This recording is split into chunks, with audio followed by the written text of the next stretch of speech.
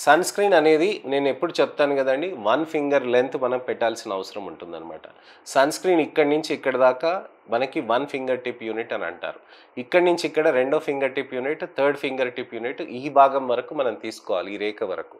ఇక్కడి నుంచి ఇక్కడి వరకు మనం తీసుకున్నాక ఆ సన్ స్క్రీన్ అనేది మొత్తం ఫేస్ అంతా అప్లై చేయాలండి. ఫేస్ అంతా అప్లై చేసినాక మనకి అప్పుడు జిడ్డుగా కనిపిస్తుంది. అలాంటప్పుడు అఖిల గారు అడిగారు కదండీ! సార్ నేను వికో టర్మరిక్ పెట్టుకోవాలా అని.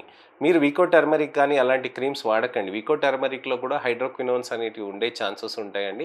వాటి వల్ల కూడా కొద్దిగా పిగ్మెంటేషన్స్ వచ్చే ఛాన్సెస్ ఉంటాయి. అయితే ఈ క్రీమ్స్‌లో మనకి సన్ స్క్రీన్ పెట్టుకున్నాక క్రీమ్స్ పెట్టడం కంటే పౌడర్ యూజ్ చేయటం చాలా మేలు. టాల్కమ్ పౌడర్ అనేది చాలా బెటర్ అండి. మీకు ఆ గ్రీజీనెస్ ఏదైతే చెప్తున్నారో అది కూడా తగ్గుతుంది. ఒకవేళ ఏ టాల్కమ్ పౌడర్ మీకు దొరకలేదు మీకు అనంటే మా దగ్గర కాంపాక్ట్ పౌడర్ ఒకటి ఉంటుందండి. ఈ కాంపాక్ట్ పౌడర్ వాడటంతోటి దాంట్లో కూడా సన్ స్క్రీన్ ఉంటుంది. అప్పుడేమవుతుందనంటే ఒక అడిషనల్ లేయర్ లాగా అవుతుందనమాట. మగవాళ్ళకి ఇది కొద్దిగా కంబర్సమ్‌గా కనిపిస్తుంది కానీ మీరు సన్ స్క్రీన్ పెట్టుకొని కాసేపు ఏసీ కింద కానీ, ఫ్యాన్ కింద కానీ ఉంటే ఆ చెమటలు అనేది కొద్దిగా తగ్గుతుందనమాట.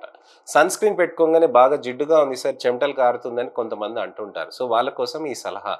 మీరు ఏసీ కింద గానీ, ఫ్యాన్ కింద గానీ ఒక 2 నిమిషాలు అలా ఉండేసి ఆ చల్లగాలి తగిలినాక సన్ స్క్రీన్ అనేది బాగా చర్మంలోకి ఇమిడిపోతుందనమాట. ఆ తర్వాత కాంపాక్ట్ సన్ స్క్రీన్ అనేది పెడితే ఒక లేయర్ ఇంకో లేయర్ అడిషనల్‌గా ఫార్మ్ అవుతుంది. సో ఒక కవచం దాని మీద ఇంకో లేయర్. సార్ మళ్ళీ 12 గంటలకు మళ్ళీ పెట్టమంటున్నారు కదా మధ్యాహ్నం కూడా. అలాంటప్పుడు ఎలా సార్ మళ్ళీ ఫేస్ వాష్ చేసుకొని పెట్టాలా? లేకపోతే డైరెక్ట్‌గా పెట్టవచ్చా అని అడుగుతారు. మీరు ఫేస్ వాష్ చేసుకొని పెట్టగలిగితే మంచిదండి. కేవలం వాటర్ వాష్ చేసుకొని కూడా మీరు పెట్టుకోవచ్చు. లేకపోతే మీకున్న ఆ చర్మం పైన సన్ స్క్రీన్ కాంపాక్ట్ మీదనే మళ్ళీ ఇంకొకసారి పెట్టుకోవచ్చు.